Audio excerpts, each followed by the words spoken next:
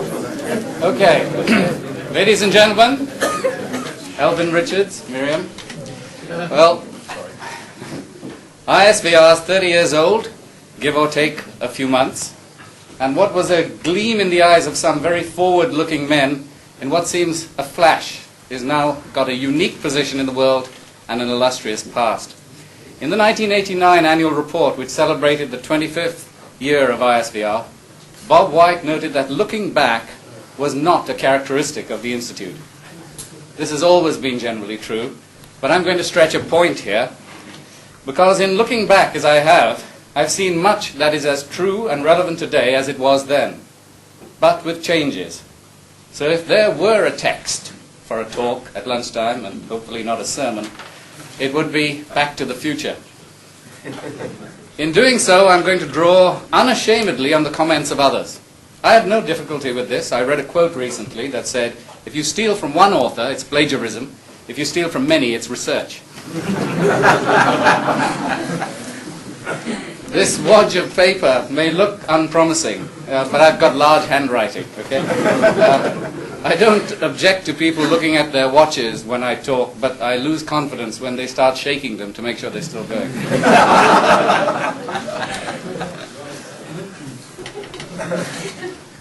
Good.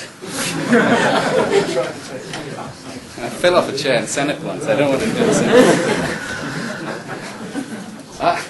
I can go back 30 years too. Oh, longer, sure. But I joined the Aero and Astro department as a first-year undergraduate in 1963. My tutor was a senior lecturer called Brian Clarkson, and we had a head of department called Professor Richards, who I gleaned was also running another organization to do with sound and vibration. My students' eye view at the time is no help in retrospect, but the annual report archive certainly is. That very first annual report is illuminating. Just what was already in place or planned by Elvin Richards and his pioneering team in '63. Many of you sitting here probably don't need reminding, but I'm going to do that anyway. Elvin wrote, a large program of work on acoustics and vibration was already in being in the Department of Aeronautics and Astronautics. This was taken over by the Institute, and a proportion of the lecturing, research, and technical staff transferred. As many of the facilities and workshops are common to the department and the Institute, the links between the two must remain very close, with a close collaboration being maintained between the staff members and with a significant proportion of the research work remaining aeronautical in nature. As time goes on, however, and as the natural growth of the university forces expansion into new buildings, these links will become looser, and the aeronautical work will cease to dominate the situation. And just what was in place in '63? The Scientific Advisory Committee was in place, essentially there to ensure that Elvin Richards had some controls on him. An MSc in Vibration and Noise Studies. Short courses that range from 1 day to 2 to 3 weeks. Proposals for a bachelor's course. Phil Doak had established the JSV. Plans were in hand for new labs, essentially the design for the ground floor of the Rayleigh building. Pretty good going for 1 year. Who was in it? There were 2 readers, Phil Doak, Peter Davis, a senior lecturer, Brian Clarkson, 3 lecturers, including Tom Tanner, 3 research fellows, including Mike Shelton, 7 other fellows, as it's put, including Frank Fahy, Maurice Pettit, Chris Rice, and Mike Goodyear. 21 technical and clerical staff, including Mike Bartlett, a vacancy for an administrator. Yeah,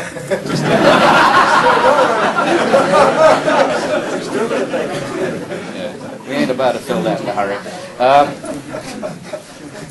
A secretary, Grace Hyde, and associates of the Institute, including Dennis Mead. Notably, apparently missing from that is Mike Fisher. In fact, Mike was the very first person to leave ISVR after 6 weeks after it was formed. He rejoined in 1968. He never really left. And the budget and the cost. The total budget for the Institute was 120,000 quid. A university contribution of £19,000 and other earnings of 96,000. And if you included just the contracts, it was about 50,000. So the ratio of university to contract work Sounds incredibly familiar. The contracts range from £11,000 from the United States Air Force to 45 quid for a study of control system stability. That's what I happen to be in.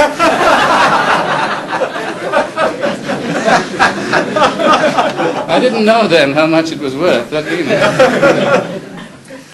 Well, so the numbers have changed, but have we really changed? Well, other aspects were explained too in Elvin Richards' inimitable style. I saw a definition of style recently. Style is knowing who you are, what you want to do and say, and not giving a damn. To quote, "There is one aspect of the financial picture which needs commenting on. This is the lack of any consolidated fund to finance interesting projects for which sponsorship is not easily available from normal research funding bodies.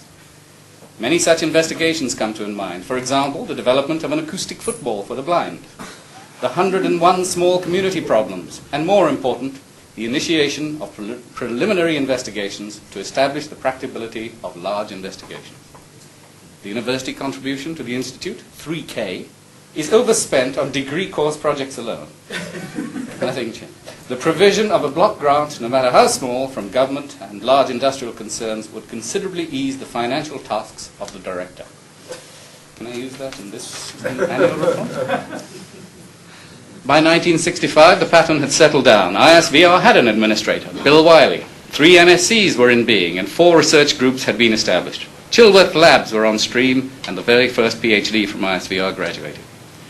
For myself, in '65, Elvin Richards was lecturing me in aircraft design. His personal accounts of his time at Vickers, the test pilots, the Viking aircraft, made a big impression on us aero nuts. We were really keen guys.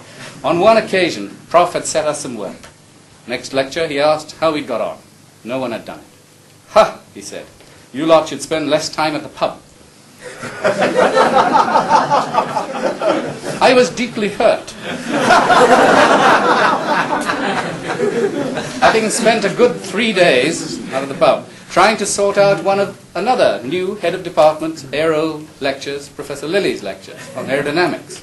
So I got up and said that contrary to what he thought, we did have other things to do. He looked at me for a while and remarked, "Well, I don't think you'll be much of an engineer, but you should do well in politics." Carried on lecturing. In 1966, after Peter Davis's control course, I wanted to stay on and do control. Pat Parks had left the university, so I consulted my tutor, the now Professor Brian Clarkson. "Join ISVR," he said, handing me reports on something called finite element analysis by a lad called Morris Pettit. "But I'm useless at structures," I said. "Dennis Mead is appalled at our lack of understanding of aero elasticity." "Doesn't matter," he said. "Oh, okay," I said, so I joined ISVR in October. And I'm still useless at structures.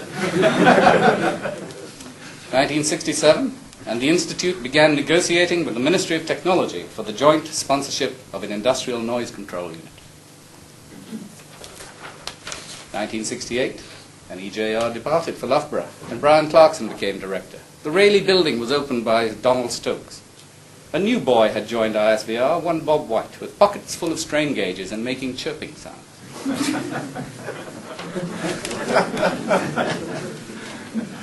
The Wolfson unit was formed in 1970, and its first manager was Colin Gordon. This was created initially, one reason at least, was to compensate for industry's lack of interest in acoustics and lack of support for MSc students. A rangy guy flew in from the west, Seattle to be precise. John Large was in town. Or Steve McQueen, as I believe he was known. That may be a lot. I don't know. And was almost instantly acting director while Brian was away. The early 70s constituted my most unconnected time with ISVR. I was in Portsmouth. In 75, Elvin Richards returned, and in 1978, John Large became director and gave me a job. It's tempting to think of everything since then as recent history, but that's 15 years. And so, are things really different from 30 years ago?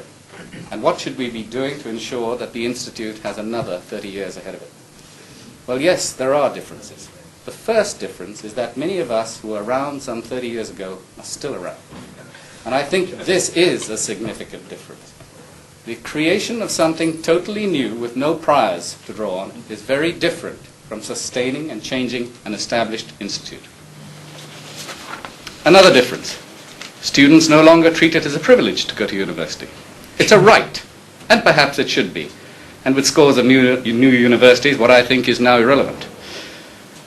I read a bit out of a Malcolm Bradbury play from the 60s. "Doesn't he have a gown?" asked a friend of a student's parent. "He went to Battersea Tech," replied the mother. "They just award them clean overalls on graduation."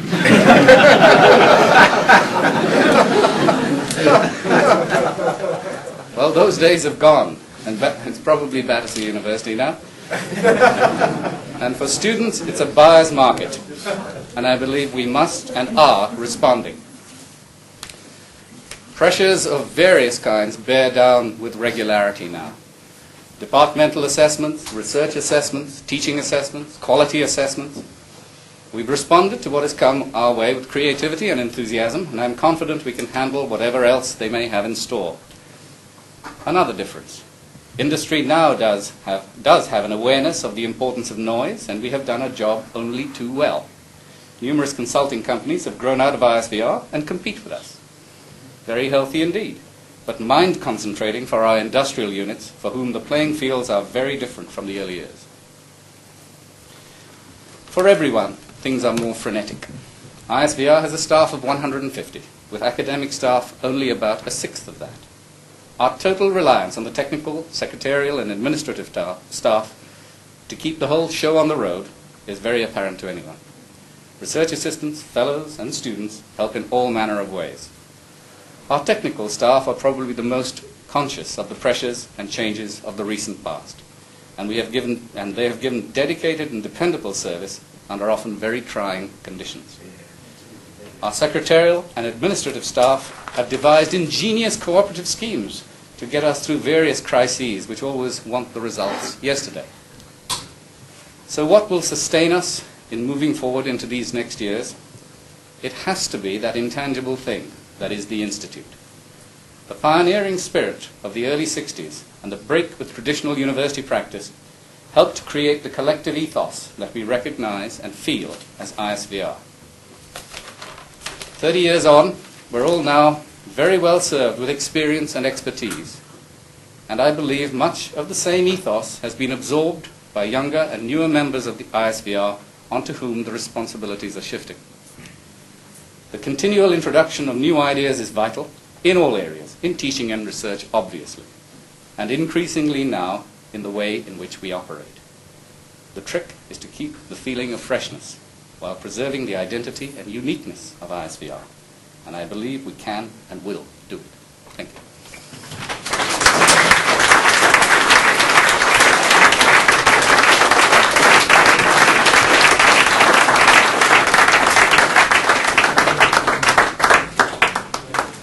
Well, it's not over yet, folks. It's not over till it's over.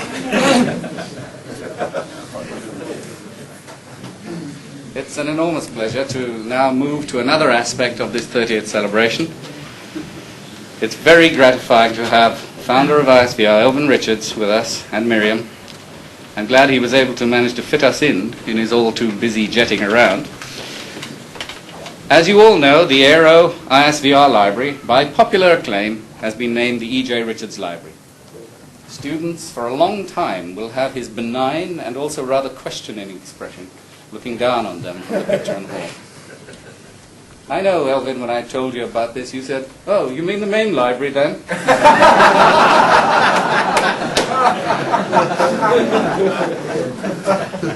I said, "No, but we, and I hope you feel that this is very appropriate." And